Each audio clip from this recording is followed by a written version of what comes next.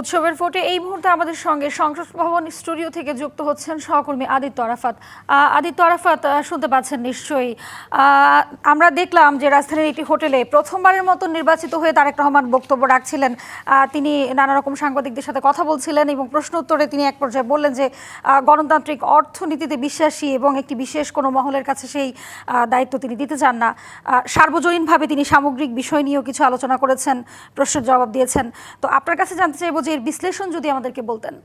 কিছুক্ষণ আগে হোটেল ইন্টারকন্টিনেন্টালে কথা বলেছেন বিএনপি চেয়ারম্যান তারেক রহমান। তিনি বেশ কিছু ইস্যু নিয়ে দেশি বিদেশি সাংবাদিকদের প্রশ্নের উত্তর দিয়েছেন, বিশেষ করে কূটনীতিক সম্পর্ক, অর্থনীতি এবং রাজনৈতিক বিভিন্ন বিষয়ে, বিশেষ করে প্রতিহিংসার রাজনীতিতে যে বিএনপি যেতে চায় না সেসব বিষয়ে কথা বলেছেন।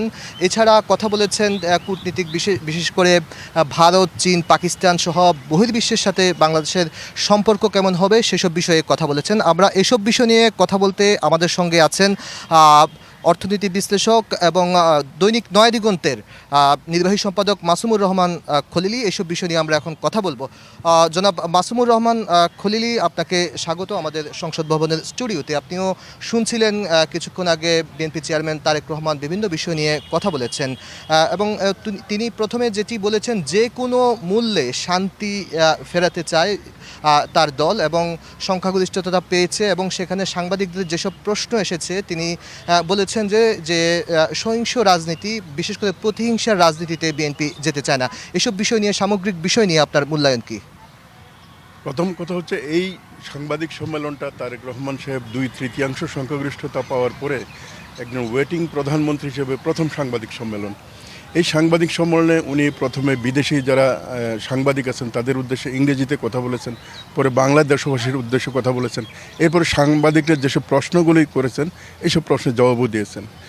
ওনার বক্তব্যের কতগুলো বিশেষ তাৎপর্যপূর্ণ দিক আছে। প্রথম কথা হচ্ছে, 2/3 সংখ্যাগরিষ্ঠতা নিয়ে সরকার গঠন করার পরও উনি সহিষ্ণুতার কথা বলেছেন, শান্তিপূর্ণভাবে সরকারের অবস্থান এবং দায়িত্বশীল বিরোধী দল এবং যেসব দলগুলো নির্বাচনে অংশগ্রহণ করেছে সবাইকে উনি স্বাগত জানিয়েছেন। ওনার বক্তব্যের টোনটা ছিল হচ্ছে গঠনমূলক, প্রতিহিংসামূলক নয়। এর পরবর্তী পর্যায়ে সাংবাদিকদের বিভিন্ন প্রশ্নের জবাবে উনি কূটনৈতিক সম্পর্ক কেমন হবে, ওনার প্রধান চ্যালেঞ্জ কী, তারপরে ওনার দৃষ্টিভঙ্গি কী দাঁড়াবে, বিশেষ করে ভারত সাথে, চীনের সাথে, পাকিস্তানের সাথে যে কূটনৈতিক সম্পর্ক আছে, বিশেষ করে ভারত এবং আমেরিকার বিষয়টি এখানে উঠে এসেছে। ওইসব দেশের সাথে সম্পর্ক কী হবে, সেখানে বিএনপির অবস্থান কী হবে, সেসব বিষয়েও তিনি তার উত্তর দিয়েছেন। আপনিও নিশ্চয়ই শুনেছেন, এবং আপনার মূল্যায়ন কী এসব বিষয়ে? যেমন এইসব বিষয়ে ভারতীয়, পাকিস্তান, আল জাজিরা এবং ব্রিটিশ সাংবাদিকরা আলাদা আলাদাভাবে প্রশ্ন করেছেন। উনি একটা জবাবেই দিয়েছেন, সেটা হচ্ছে কি, বাংলাদেশের পররাষ্ট্রনীতি হবে বাংলাদেশের স্বার্থকে কেন্দ্র করে আবির্ভূত হবে, এবং বাংলাদেশের পররাষ্ট্র সম্পর্কের মূল ভিত্তি হবে কোনো দেশের সাথে কোনো ধরনের বৈরিতা না, সবার সাথে বন্ধুত্ব, এবং এটা ডিটারমাইন করবে হচ্ছে বাংলাদেশের স্বার্থ। আরেকটা হচ্ছে স্ট্র্যাটেজিক অটোনমি, অর্থাৎ এই যে স্ট্র্যাটেজিক কৌশলগত সাহিত্য শাসন আমরা যেটাকে বলি, এটার ব্যাপারে গুরুত্ব দিয়েছেন। তার মানে হচ্ছে কি, উনি আরেকটা কথা বলেছেন, সেটা হচ্ছে কি, বাংলাদেশ এমন একটা পররাষ্ট্রনীতি অনুসরণ করবে, এমন নীতি অনুসরণ করবে যেটা হবে আর কোনো ফেসিবাদী শাসন যাতে পুনরাবৃত্ত না হতে পারে, আবার একই সাথে বাংলাদেশ যাতে কোনো তাবেদারি রাষ্ট্র না হয়। বাংলাদেশের সিদ্ধান্ত বাংলাদেশের স্বার্থকেন্দ্রিক হবে এবং বাংলাদেশের সিদ্ধান্ত হবে। কেউ দিক নির্দেশ করবে, কেউ বলে দেবে এটা করতে হবে, এটা বাংলাদেশ করবে। কূটনৈতিক সম্পর্কের বিষয়ে উনি বেশ কয়েকবারই বলেছেন, তবে সেখানে স্পষ্টভাবে বিএনপি চেয়ারম্যান তারেক রহমান বলেছেন, কূটনৈতিক সম্পর্কে প্রথমত মানে যে দেশের সাথে হোক, বাংলাদেশের স্বার্থ হবে প্রথম। হ্যাঁ, বাংলাদেশের স্বার্থই হবে প্রথম। এরপর হচ্ছে বাংলাদেশের স্বার্থকে কেন্দ্র করে যে ধরনের উইন উইন সিচুয়েশন কূটনৈতিক সম্পর্কের ক্ষেত্রে করা লাগে সেটা করবে। আরেকটা গুরুত্বপূর্ণ প্রশ্নের জবাব উনি দিয়েছেন, সেটা হচ্ছে কি, সার্কের ব্যাপারে। সার্ক তো এখন অনেকটা অকার্যকর হয়ে গেছে। বাংলাদেশ উনি চান হচ্ছে সার্ক আবার তার আগের অবস্থায় ফিরে আসুক, এবং দক্ষিণ এশীয় রাষ্ট্রসমূহের মধ্যে একটা যার যার স্বার্থে একটা কৌশলগত অবস্থান বজায় থাকবে এবং সবার স্বার্থ সংরক্ষণ হবে। পারস্পরিক সহযোগিতার মাধ্যমে আমরা একসাথে এগিয়ে যাব, এই দৃষ্টিভঙ্গিটি ওনার বক্তব্যের মধ্যে আসছে। বিষয় হচ্ছে, এই নির্বাচনে আমরা বিগত সময়ে আমরা দেখতে পাই যে যারা নির্বাচনে হেরে যায় তারা ফলাফল প্রত্যাখ্যান করে। এখানে জামায়াতের আমির স্পষ্টভাবে বলেছেন যে এই নির্বাচন তারা মেনে নিয়েছেন এবং তারা একটি শক্তিশালী বিরোধী দল হিসাবে এবং গঠনমূলক সমালোচনা করবেন এবং দায়িত্বশীল বিরোধী দল হিসাবে তারা দায়িত্ব পালন করবেন। এই বিষয়টি আপনি কিভাবে দেখছেন? হ্যাঁ, জামাত ইসলামের আমির এই নির্বাচনের পরে প্রথম কথা হচ্ছে নির্বাচনকে উনি মেনে নিয়েছেন। দ্বিতীয় যে বিষয়টা সেটা হচ্ছে দায়িত্বশীল বিরোধী দল হিসেবে জামাত রোল প্লে করবে এবং কোনো ধরনের সহিংসতা অথবা হিংসা ছড়াতে পারে এরকম কোনো কিছু করা হবে না, এটা উনি এনশিওর করেছেন। এর মাধ্যমে আমরা বুঝতে পারি এখনকার নির্বাচন নিয়ে কিছুটা যে বিতর্ক তৈরি করার চেষ্টা করা হচ্ছে, এই বিতর্কে সরকার পক্ষ এবং বিরোধী পক্ষ কেউ কিন্তু এটাকে নিয়ে আটকে থাকতে চাচ্ছে না, তারা সামনে এগোতে চাচ্ছে পারস্পরিক সহযোগিতার ভিত্তিতে। এটা বাংলাদেশের গণতন্ত্র। বিক্ষিপ্ত কিছু অভিযোগ এসেছে জামায়াতের পক্ষ থেকে, তারা বলেছে যে কিছু জায়গায় কেন্দ্রে কিছুটা অনিয়মের অভিযোগ তুলেছে, সে বিষয়ে আপনার মূল্যায়ন কি? হ্যাঁ, আপনি যেটা বলেছেন বিভিন্ন কেন্দ্রে বিভিন্ন বিজিত প্রার্থী যারা আছে, পরাজিত প্রার্থী যারা আছে, তাদের পক্ষ থেকে কিছু অভিযোগ আসছে। সেই অভিযোগের মূল বিষয়টা ইলেকশন ইঞ্জিনিয়ারিং। তারেক সাহেবকে একজন সাংবাদিক প্রশ্ন করেছিল, এই যে ইলেকশন ইঞ্জিনিয়ারিং এটার ব্যাপারে আপনার বক্তব্য কী? এটার মানে চমৎকার জবাব দিয়েছেন। উনি বলেছেন, হ্যাঁ, আমরা ইলেকশনে ইঞ্জিনিয়ারিং করা হয়েছে। সেটা ইঞ্জিনিয়ারিংটা কি? জনগণকে প্রভাবিত করা, জনগণ যাতে বুঝতে পারে যে বিএনপি যে নীতি, বিএনপি যদি ক্ষমতা যায় তাহলে রাষ্ট্রের কল্যাণ হবে, এই জিনিসটা জনগণকে প্রভাবিত করার যে কৌশলটা সেটাই শুধু বিএনপি গ্রহণ করেছে। আমরা তো এটা প্রায় নিশ্চিত যে বিএনপি সংখ্যাগরিষ্ঠতা পেয়েছে, সরকার গঠন করতে যাচ্ছে বিএনপি। নতুন সরকারের কাছে নতুন সরকারের চ্যালেঞ্জ কি এই মুহূর্তে, আপনি কি মনে করছেন? হ্যাঁ, এটা একটা গুরুত্বপূর্ণ প্রশ্ন। এই প্রশ্নের জবাবও কিন্তু তারেক রহমান সাহেব ওনার নিজস্ব বক্তব্য শুরুতেই দিয়েছেন। উনি তিনটে চ্যালেঞ্জের কথা বলেছেন। প্রথম হচ্ছে ফেসিবাদী আমলে যে অর্থনীতিটা রেখে যাওয়া হয়েছে, এটা হচ্ছে একদম ভঙ্গুর অর্থনীতি। এই অর্থনীতিকে টেনে তোলা হবে ওনার প্রথম চ্যালেঞ্জ। আর দ্বিতীয় চ্যালেঞ্জ উনি যেটা বলেছেন সেটা হচ্ছে আইনশৃঙ্খলা পরিস্থিতি যে ধরনের একটা ভঙ্গুরতার মধ্যে রয়ে গেছে, এটাকে আবার পুরনো জায়গায় ফিরে নিয়ে আসা, একটা ডিসিপ্লিনের মধ্যে নিয়ে আসা, এটা হচ্ছে দ্বিতীয় চ্যালেঞ্জ।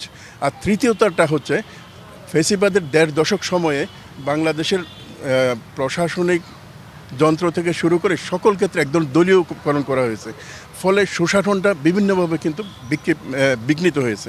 উনি বললেন সর্বক্ষেত্রে সকল প্রতিষ্ঠানে সুশাসন নিয়ে আসবেন, যাতে করে প্রতিষ্ঠানগুলো একটা ন্যায়ের ভিত্তিতে, একটা সততার ভিত্তিতে, একটা প্রফেশনালি কাজ করতে পারে। এই মুহূর্তে আমি যেটি দেখছি সেটি হচ্ছে যে আমরা প্রতিবার বিভিন্ন নির্বাচনে দেখে থাকি যে জাতীয় সংসদের স্পিকার শপথ পাঠ করিয়ে থাকেন যারা নির্বাচিত হয়ে থাকে। তো এইবার আমরা একটু সাংবিধানিক কিছুটা সংকট দেখতে পাচ্ছি, কারণ স্পিকার না পড়ালে ডেপুটি স্পিকার পড়াতে পারেন, কিন্তু এবার সে অবস্থা দেখছি না। কারণ হচ্ছে যে স্পিকার যিনি ছিলেন আওয়ামী লীগের সময়ে, তিনি এর মধ্যে তার বর্তমান ওই দায়িত্ব থেকে তিনি পদত্যাগ করেছেন, চিঠি দিয়েছেন এবং ডেপুটি স্পিকারও রয়েছেন কারাগারে। সেক্ষেত্রে শপথ পড়ানোর ক্ষেত্রে কোনো সাংবিধানিক সংকট আছে কিনা বা এই থেকে উত্তরণের পথ কি? প্রথম কথা হচ্ছে বাংলাদেশের অন্তর্বর্তীকালীন সরকার গঠন এবং রাষ্ট্র পরিচালনা, এটা সাংবিধানিক ধারাবাহিকতার ভিত্তিতে হলেও এখানে কিছু বিচ্যুতিকে কিন্তু গ্রহণ করে নেওয়া হয়েছে বৃহত্তর রাষ্ট্রের। এটা ডক্ট্রিন অফ নেসেসিটি একটা থিওরি আমাদের বিচার বিভাগ অনুসরণ করে থাকে। এই ডক্ট্রিন অফ নেসেসিটির কারণে প্রধান উপদেষ্টা পদে প্রফেসর ইউনূস সাহেব আসছেন, উপদেষ্টা পরিষদ হয়েছে এবং 1.5 বছর ধরে একটা অন্তর্বর্তী শাসনের পর একটা নির্বাচন অনুষ্ঠিত হলো। এই নীতিটা এক্ষেত্রে প্রযোজ্য হবে। আমরা জানি স্পিকার কখনো কিন্তু পদটা শূন্য হয় না, সংসদ ভেঙে গেলেও স্পিকার তার পদে বহাল থাকেন। আর স্পিকার যদি না থাকে তাহলে ডেপুটি স্পিকার সেই দায়িত্বটা পালন করেন। আর নতুন সংসদ সদস্যরা যখন নির্বাচিত হবেন তাদের শপথ গ্রহণের পরে এই পদটা শূন্য হয়ে যায়। কিন্তু আমরা জুলাই অভ্যুত্থানের পরে, জুলাই বিপ্লবের পরে যেটা দেখি সেটা হচ্ছে ফেসিবাদী শাসনের সংসদ বাতিল হয়ে গেছে, স্পিকার পদত্যাগ করেছেন, ডেপুটি স্পিকার পদত্যাগ করেছেন, ফলে স্পিকার পদটা শূন্য। এই অবস্থায় যে রিমেডিটা আছে সেটা হচ্ছে রাষ্ট্রপতি একটা দিক নির্দেশনা দিবেন এবং রাষ্ট্রপতির কাছে যেহেতু এই ক্ষমতাটা চলে যাবে, রাষ্ট্রপতি যদি মনে করেন যে উনি একটা অর্ডার জারি করবেন, উনি প্রধান বিচারপতিকে দিয়ে অথবা প্রধান নির্বাচন কমিশনারকে দিয়ে এই শপথ পাঠ করাতে পারেন। এটা ট্রেডিশনালি সংসদ ভবনে শপথটা অনুষ্ঠিত হয়, এখন সংসদ ভবনও হতে পারে। অথবা মোটা দাগে কি কোনো সংকট নেই এক্ষেত্রে? এটা নিয়ে বড় কোনো সংকট নেই। এটা আমরা তো কালকে হয়তো শপথ দেখতে পারি, যদি সংসদ সদস্যরা শপথ নেন কালকেই হবে। আমার মনে হয় এখানে বড় কোনো সংকট নেই, বড় কোনো সমস্যা নেই। মাসুমুর রহমান খলিলি আমাদের সঙ্গে ছিলেন। আমরা বিকেল 5টায় তার সঙ্গে আরও কিছু বিষয় নিয়ে যুক্ত হব এবং তিনি বিশ্লেষণ করবেন তারেক রহমান হোটেল ইন্টারকন্টিনেন্টালে যে বক্তব্য দিয়েছেন সেই বক্তব্য সহ নতুন সরকারের কি চ্যালেঞ্জ রয়েছে এবং সেই চ্যালেঞ্জ থেকে উত্তরণের কি পথ রয়েছে সেসব বিষয় নিয়ে বিকেল 5টায় তার সঙ্গে আবারও যুক্ত হব। জি, ধন্যবাদ আপনাকে আদিত্য আরাফাত। আমরা যেমনটি শুনছিলাম যে প্রথমবার নির্বাচিত হয়ে তারেক রহমান সংবাদ সম্মেলন করছেন এবং কূটনৈতিক এবং রাজনৈতিক পররাষ্ট্রনীতি নিয়ে আলোচনা করছিলেন তিনি। আমরা সে বিষয়ে বিস্তর আলোচনার জন্য সংসদ ভবনের স্টুডিও থেকে যুক্ত ছিলাম একজন পর্যবেক্ষক সহ। এই মুহূর্তে নিচ্ছে একটি বিরতি, উৎসবের ভোটের সঙ্গেই থাকুন।